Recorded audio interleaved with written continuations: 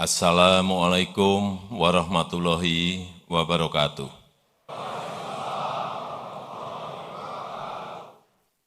Selamat siang, salam sejahtera bagi kita semuanya. Shalom, Om Swastiastu, Namo Buddhaya, salam kebajikan. Yang saya hormati Presiden terpilih Republik Indonesia tahun 2024-2029 dan sekaligus Menteri Pertahanan Republik Indonesia, Bapak Jenderal Purnawirawan Prabowo Subianto.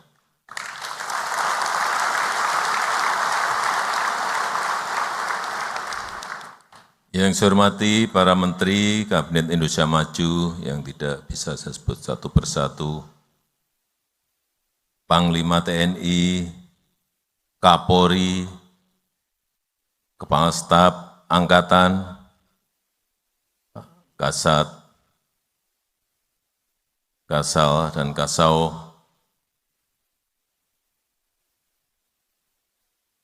para pejabat TNI dan Polri dari seluruh tanah air Indonesia, Bapak Ibu hadirin dan undangan yang berbahagia. Saya melihat yang hadir di sini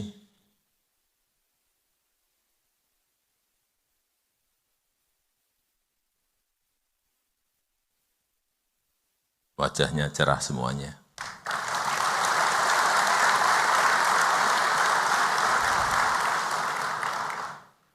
Selamat datang di Ibu Kota Negara Nusantara.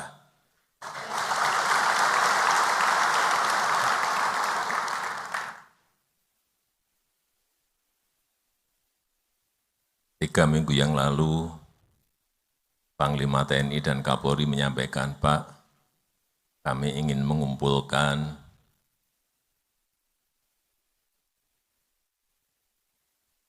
Pangdam, Kapolda, Danrem, Dandim, dan Kapolres dari seluruh tanah air.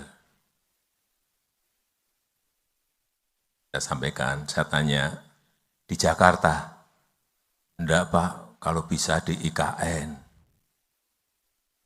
Kenapa harus di IKN?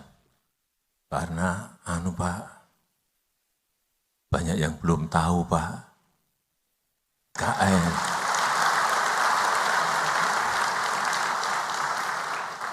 Hanya lihat di TV, lihat di YouTube, lihat di video, tapi pengen lihat aslinya seperti apa. Sebentar, IKN ini belum jadi. Masih dalam proses pembangunan. Mungkin bisa memakan waktu 10 tahun, 15 tahun, dan bahkan 20 tahun. Meskipun saya meyakini Bapak Presiden terpilih pernah menyampaikan kepada saya, akan saya percepat Pak.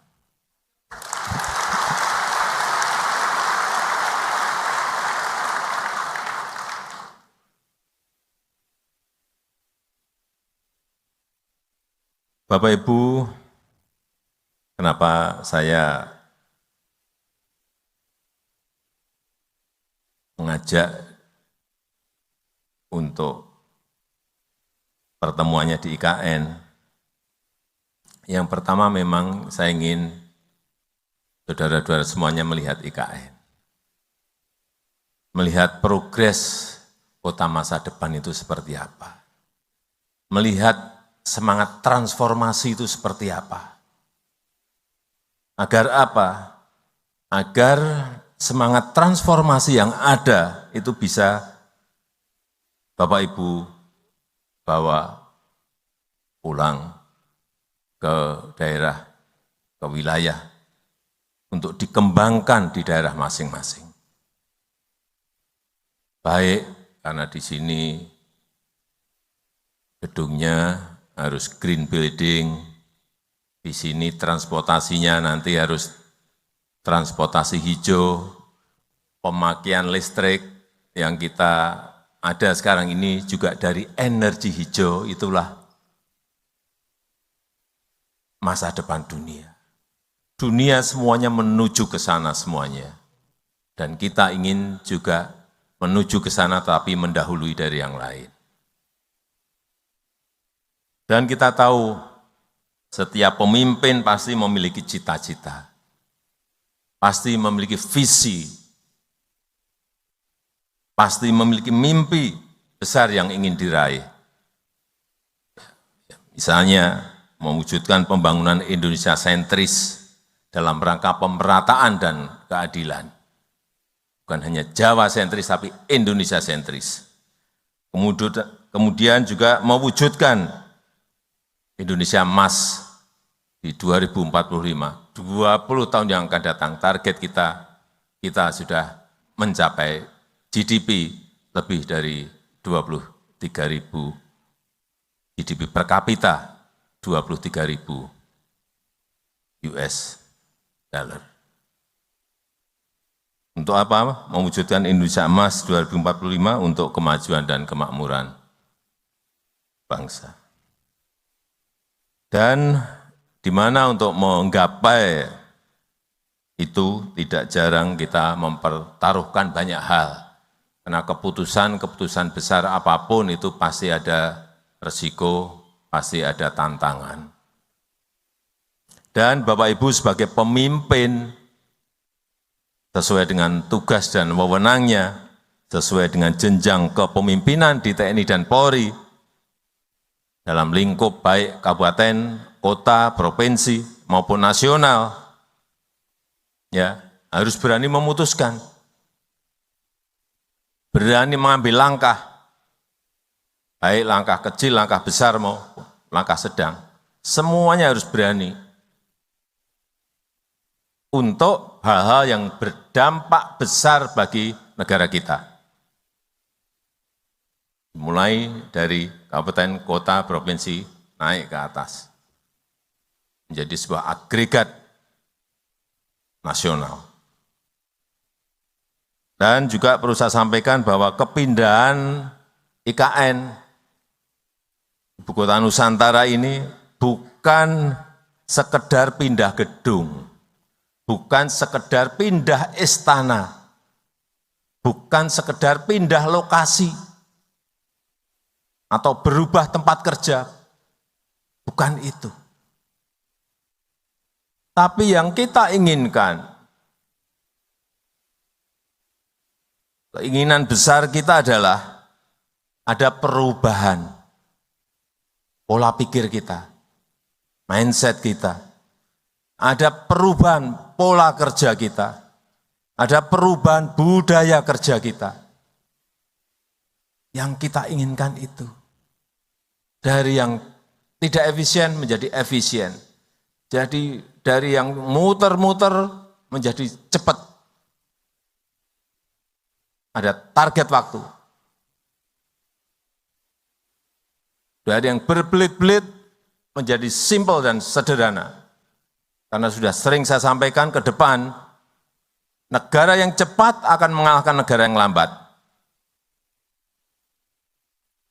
Bukan negara besar mengalahkan negara yang kecil. Tidak, negara yang cepat akan mengalahkan negara yang lambat. Untuk apa tadi perubahan pola pikir, perubahan pola kerja, perubahan budaya kerja? Untuk membentuk karakter kepribadian Indonesia maju. Untuk membentuk mental bangsa yang maju.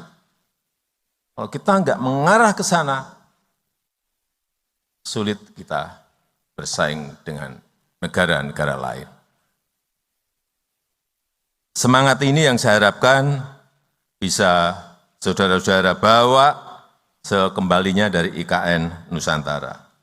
Semangat memperbaiki tata kelola, semangat memperbaiki manajemen birokrasi, baik yang ada di TNI maupun yang ada di Polri, agar TNI dan Polri semakin profesional. Sehingga rakyat makin merasa terlindungi, sehingga rakyat semakin merasa diayomi, sehingga apapun status sosialnya, baik itu pejabat, baik itu pengusaha, baik itu tukang gorengan, baik itu sopir, semuanya merasa diberi prioritas oleh kerja-kerja kita. Itu yang harus selalu saudara-saudara briefing kepada anak buah, agar ada perubahan besar dari cara-cara melayani, tata kelola, manajemen yang ada di lingkup saudara-saudara. Semangat untuk memperbaiki citra diri, semangat untuk memperbaiki citra institusi, agar TNI dan Polri semakin dicintai dan dipercaya oleh rakyat. Meskipun sekarang ini memang rankingnya sudah tinggi, tetapi kalau kita perbaiki terus itu akan bisa naik lagi. Karena seragam yang saudara-saudara kenakan itu dampaknya sangat besar sekali. Jika melakukan hal yang baik,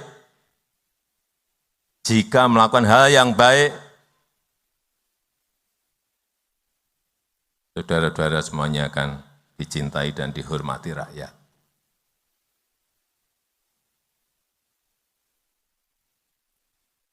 Saya berikan contoh, ini hal-hal yang kecil-kecil, tapi menjadi hal-hal yang humanis. Polisi ngambil rapot anak yatim, ini di Bandung. TNI membantu motor mogok seorang ibu di Pontianak. Ini hal-hal seperti ini, hal yang humanis. Polisi membekuk oknum bersenjata di Jakarta. Ini sekali lagi hal-hal yang humanis, di mana masyarakat merasa diayomi dan dilindungi. Dan kalau sudah ada yang ngambil, klik, naik, ini akan menjadi hal, kalau ini tadi yang saya berikan contoh 3 hal tadi, semakin banyak itu dinaikkan akan semakin baik bagi citra institusi dan kepercayaan terhadap institusi. Tapi sebaliknya, jika saudara-saudara melakukan hal yang dinilai buruk, maka dampak negatifnya juga akan besar. Hati-hati mengenai ini. Misalnya, ketahuan atau terlibat judi online. Ada yang terlibat penganiayaan. Ada yang terlibat narkoba. Terlibat pelecehan. Ini akibatnya terhadap institusi juga akan, kepercayaan akan turun. Karena apa? Ya, sekarang ini zaman keterbukaan, kita semua harus sadar, sekarang ini ada zaman keterbukaan. Hal-hal yang saudara-saudara anggap itu sepele, itu kecil, bisa menjadi sesuatu yang sangat besar. Bisa menjadi sesuatu yang mengganggu stabilitas. Bila kita salah mengelola. Sehingga saya minta hati-hati betul mengenai soal-soal seperti yang tadi saya sampaikan. Karena negara kita, karena Indonesia butuh stabilitas untuk tetap tumbuh. Perlu kita tahu semuanya, negara-negara lain sekarang ini pada posisi yang masih sangat berat sekali, struggle, berjuang, untuk bisa keluar dari krisis ekonomi. Satu-satu sudah mulai masuk pada posisi krisis. Karena dampak dari COVID-19 itu sampai sekarang belum berhenti. terhadap growth, pertumbuhan, terhadap inflasi, terhadap pengangguran, terhadap lapangan kerja. Dampaknya sampai sekarang di negara lain masih berdampak dan dirasakan langsung oleh rakyat. Betapa sangat beratnya. Saudara-saudara bisa buka di Google kondisi sekarang di Eropa seperti apa, di Amerika seperti apa, kondisi di beberapa negara di Afrika seperti apa. Tidak mudah.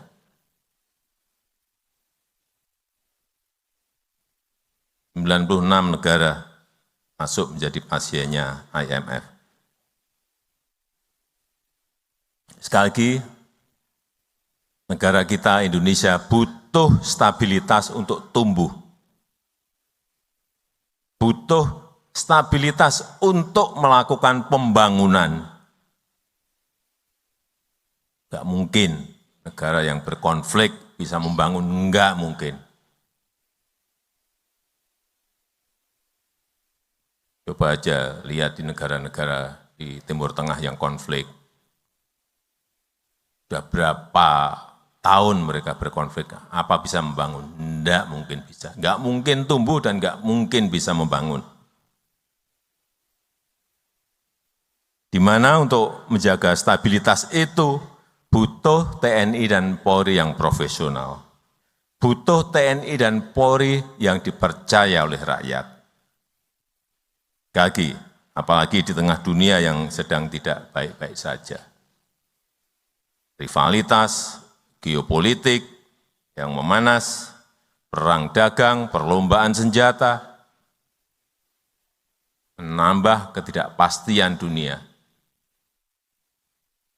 dan membuat tantangan-tantangan saat ini menjadi sangat kompleks, sulit diselesaikan dalam lingkup global. Juga sangat sulit dikalkulasi. Kalau keadaan nggak normal seperti sekarang ini, keadaan global nggak normal seperti ini, sulit dikalkulasi, sulit dihitung. Mau ngitung kurs dolar ke rupiah, sulit. Mau berhitung harga minyak tahun depan berapa atau tahun ini diperkirakan, sangat sulit kalkulasinya. Tidak kayak keadaan normal itu kalkulasinya selalu hampir tepat, meskipun nggak bisa tepat, tapi hampir tepat. Sekarang ini penuh dengan ketidakpastian sehingga kalkulasinya sangat sulit. Dan saat ini negara kita berada dalam fase yang sangat penting.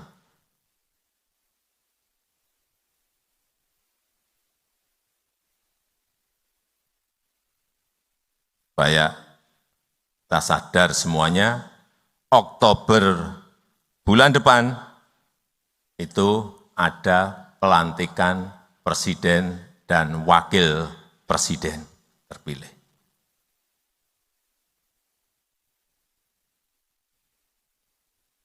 Satu bulan lebih sedikit akan ada pelantikan presiden dan wakil presiden terpilih. November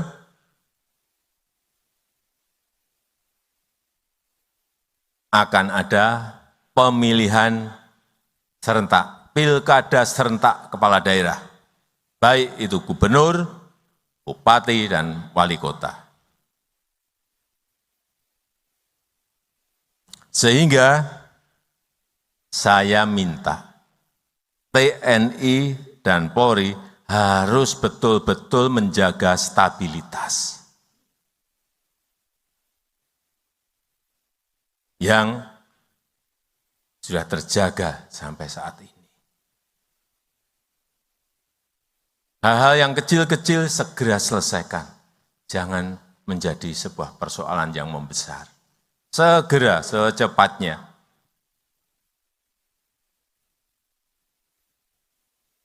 Lagi, sehingga saya minta TNI dan Polri harus menjaga betul stabilitas. Mendukung penuh transisi pemerintahan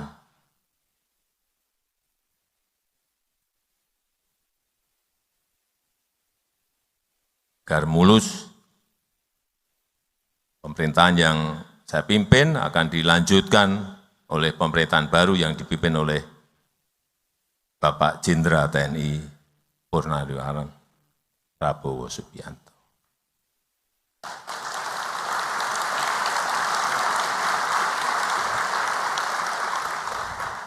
Pastikan proses transisi ini berjalan dengan baik dan lancar. Jangan sampai ada riak-riak yang berpotensi mengganggu. Juga dukung penuh penyelenggaraan pilkada. Jaga netralitas. Jaga situasi agar tetap kondusif.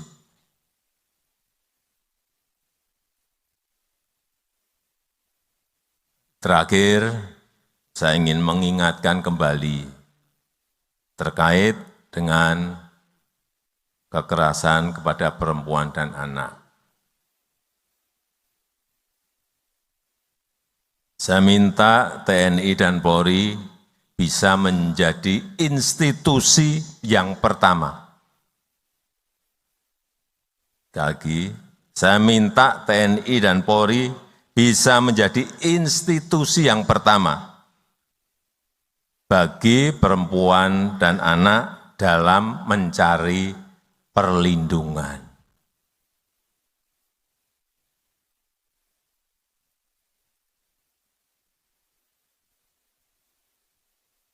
Di dalam pikiran para perempuan dan anak, mikirnya kalau minta perlindungan itu di sini TNI dan Polri. Baik dari KDRT, dari kekerasan seksual, dari kekerasan fisik, dari bully-bulian, dari penganiayaan. Oleh sebab itu, berdayakan yang namanya Babinsa, berdayakan yang namanya Babin Kamtibmas sebagai ujung tombak dalam pertolongan pertama.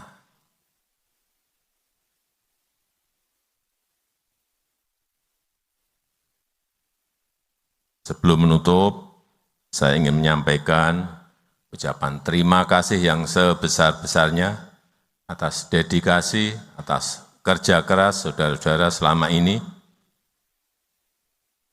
Pencapaian bangsa kita pada hari ini tentu tidak lepas dari peran, dari kerja keras seluruh TNI dan Polri, seluruh anggota TNI dan Polri. Dan saya berharap TNI dan Polri ke depan bisa terus mempertahankan kekompakannya, mempertahankan sinergitasnya dalam menjaga dan melindungi negara kita Indonesia.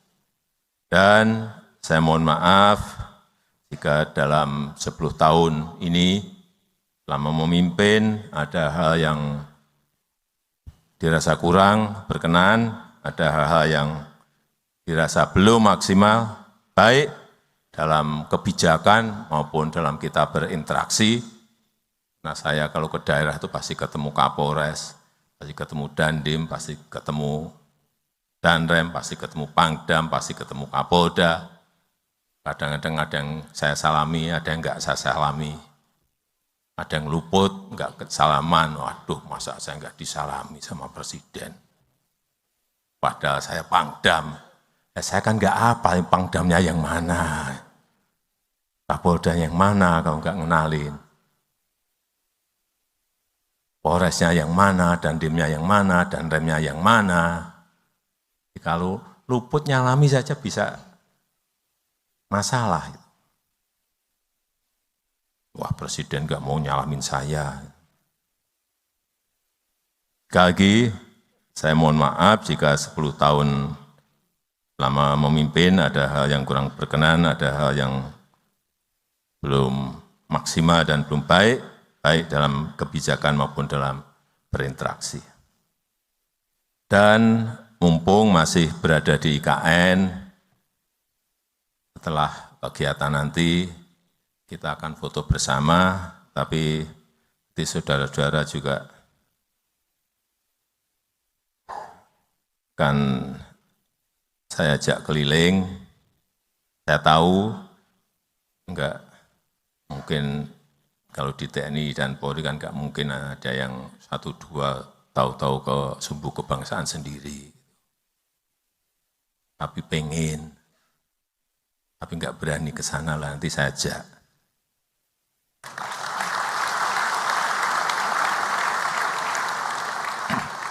Dan saya izinkan Bapak Ibu untuk berkeliling sendiri, untuk melihat.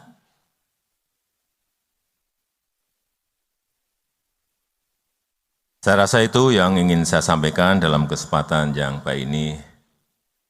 Terima kasih, saya tutup. Wassalamualaikum warahmatullahi wabarakatuh.